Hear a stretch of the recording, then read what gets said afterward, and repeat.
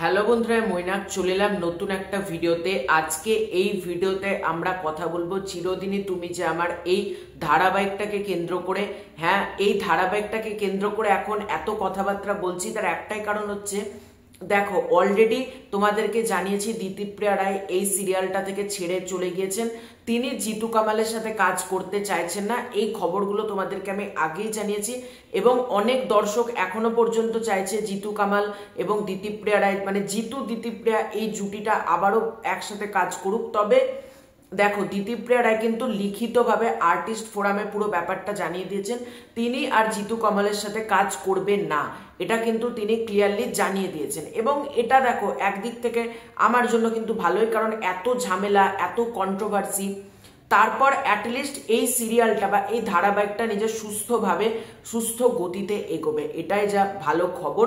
তোমাদেরকে আমি ভিডিও করে জানিয়েছিলাম দুজন মুখ থাকতে চলেছে, মানে দুজনের মধ্যে যে কোনো একজন থাকতে পারে, সেটা আমি আগের ভিডিওতেই জানিয়েছি। তবে এখন আর একটা নতুন আপডেট চলে আসছে। দেখো এই সিরিয়ালটাকে কেন্দ্র করে ফেসবুকে প্রচুর রিউমার্স ছড়িয়ে বেড়াচ্ছে। এবার আমি কোনো রিউমার্স দিয়ে ভিডিও করছি না, তার একটাই কারণ হচ্ছে রিউমার বা বাস দিয়ে যখন ভিডিও করব না, তোমাদের মাঝে ভুল ইনফরমেশনটা স্প্রেড হতে পারে। আর আমি চাই না আমার তরফ থেকে কোনো রকম ভুল ইনফরমেশন দর্শকদের কাছে স্প্রেড হোক। তাই আমি বড় বড় news channel, verified Facebook page, ভালো করে শোনো, আমি কিন্তু নর্মাল কোনো জায়গা থেকে খবর নিয়ে ভিডিও করে দিচ্ছি এরকম না। ভেরিফাইড ফেসবুক পেজ, ভেরিফাইড খবরের চ্যানেল, সেখান থেকে আমি খবর পাচ্ছি, সেখান থেকেই তোমাদেরকে দিচ্ছি। তো আজকে যে নতুন খবরটা পাওয়া গেছে সেটা আমরা চলো ঝট করে একবার পড়ে। তবে সবার আগে তোমাদেরকে অনুরোধ করব, চ্যানেলে প্রথমবার হয়ে থাকলে চ্যানেলটাকে অতি অবশ্যই সাবস্ক্রাইব করে দাও। এবং তোমাদের যদি ভিডিওটা ভালো লাগে লাইক কমেন্ট করো, এবং হাইপ যে বাটনটা আছে অতি অবশ্যই কিন্তু হাইপ বাটনে একটা ক্লিক করে দিও। তো আমরা খবরটা পড়ি চলো ঝট করে। চিরদিনই তুমি যে আমার টেলিপাড়ার অন্যতম চর্চিত ধারাবাহিক। গত কয়েক সপ্তাহ ধরে যে প্রশ্নটি ঘুরপাক খাচ্ছে তা হলো, কে হবে নতুন অপর্ণা? জিতু দিতিপ্রিয়ার অস্থিরতার মাঝে নায়িকার অনুপস্থিতিতে এগোচ্ছে কাহিনী, আর দর্শকদের মধ্যে বাড়ছে কৌতূহল। সূত্রের খবর, ইতিমধ্যে প্রযোজনা প্রতিষ্ঠানের অফিসে বুধবার এক দফা লুকসেট হয়েছে, কিন্তু সেখানে যে নামগুলি উঠে এসেছে তা নিয়ে তৈরি হয়েছে আরো বিভ্রান্তি। প্রথমে শোনা গিয়েছিল অভিনেত্রী প্রত্যুষা পালকে দেখা যেতে পারে অপর্ণার ভূমিকায়, পাশাপাশি আলোচনায় আসে সৃজা দত্ত ও হিয়াদের নামও।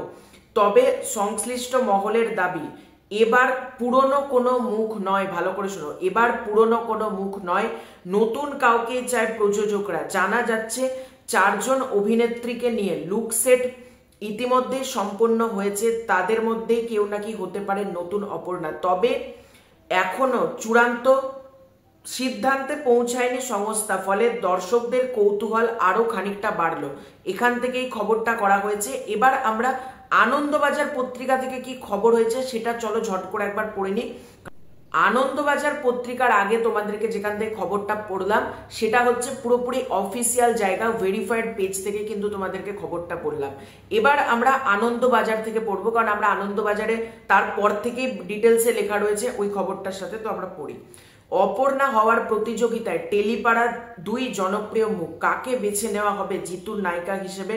শোনা গিয়েছিল নতুন মুখ দেখা যাবে অপর্ণার চরিত্রের জন্য, কিন্তু সূত্র বলছে যে 4জন লুকসেটের জন্য গিয়েছিলেন তাদের মধ্যে 2জন পরিচিত মুখ। এক সপ্তাহ হতে চলল নায়িকা ছাড়াই চলছে চিরদিনই তুমি যে আমার ধারাবাহিকের শুটিং। যদিও এই পরিবর্তনের ছাপ পড়েনি টিআরপির তালিকায়, এই সপ্তাহে প্রথম 5-এ জায়গা করে নিয়েছে এই ধারাবাহিক। পর্দায় দেখানো হয়েছে হারিয়ে গিয়েছে অপর্ণা, এদিকে নতুন নায়িকার খোঁজ চলছে জোর কদমে। শোনা গিয়েছিল নতুন মুখ দেখা যাবে অপর্ণার চরিত্রের জন্য, কিন্তু সূত্র বলছে যে 4জন লুকসেটের জন্য গিয়েছিলেন তাদের মধ্যে 2জন পরিচিত মুখ। একজন হলেন সম্পূর্ণা মণ্ডল এবং আর একজন নাকি সমু সরকার। আমি অলরেডি তাদের ফটো দুটো অ্যাটাচ করে দিচ্ছি সাইডে, তোমরা এখান থেকে ছবি দুটো দেখে নাও। লুকসেট হওয়ার পরে নাকি বিপুল আলোচনা হয়েছে স্টুডিওর অন্দরে। ঘনিষ্ঠ সূত্র বলছে সম্পূর্ণা এবং সমুর মধ্যেই এগিয়ে আছেন সম্পূর্ণা, অর্থাৎ সম্পূর্ণা মণ্ডল যে নামটা দেখা যাচ্ছে সেটা হয়তো হতে পারে, ঘনিষ্ঠ সূত্র বলছে। তবে চূড়ান্ত সিদ্ধান্ত এখনো জানানো হয়নি। তবে দর্শকদের একাংশের দাবি এই চরিত্রে জিতুর প্রাক্তন স্ত্রী নবনীতা দাসকে দেখা গেলে মন্দ হতো না। বিতর্কের পর থেকে প্রকাশ্যে নায়ক বা নায়িকা এমনকি দিতিপ্রা রায় কেউই মন্তব্য করেননি।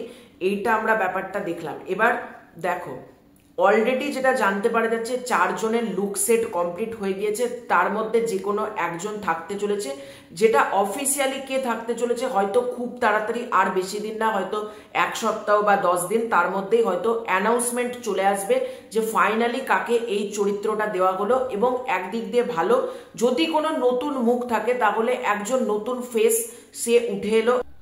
তোমরা কমেন্ট করে জানিও যে তোমরা কাকে এই চরিত্রটাতে দেখতে চাও এবং জিতু কমালের বিপরীতে তোমরা কাকে দেখতে সব থেকে বেশি এক্সাইটেড, ডেফিনেটলি কিন্তু কমেন্ট করে জানিও। এবং যে দুজনের নাম আনন্দবাজার পত্রিকা থেকে জানানো হলো তার মধ্যেই কি তোমরা দেখতে চাও নাকি অন্য কোনো নাম তোমরা চাও, সেটাও কিন্তু কমেন্ট করে জানিও। তো এই পুরো এন্টার বিষয়টাকে নিয়ে কি মতামত, চ্যানেলে নতুন হয়ে থাকলে চ্যানেলটাকে সাবস্ক্রাইব করে দিও। খুব শীঘ্রই দেখা হচ্ছে নতুন কোনো ভিডিওতে, ততক্ষণের জন্য বাই।